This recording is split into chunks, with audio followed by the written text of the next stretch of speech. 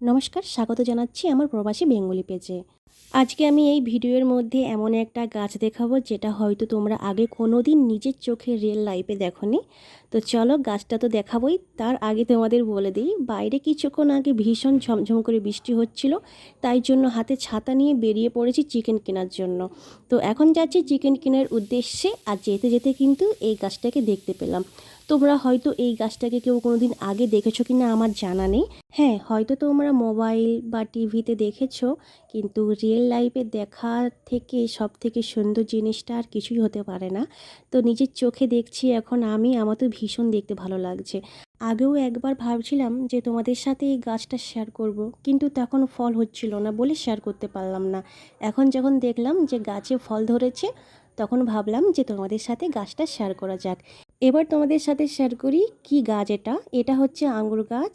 আমি সব সময় মোবাইলে ফোনে এইসবে দেখে থাকতাম, রিয়েল লাইফে দেখেছি, ভীষণ ভালো লাগছে। আমি থাকি সাউথ ইন্ডিয়াতে, আর এই ধরনের ফলের গাছ কিন্তু অনেক রয়েছে এই সাউথ ইন্ডিয়াতে। আমি ধীরে ধীরে তোমাদের সাথে ওইগুলো শেয়ার করব। যখনই এই রাস্তা দিয়ে যাই গাছটাকে দেখতে পাই।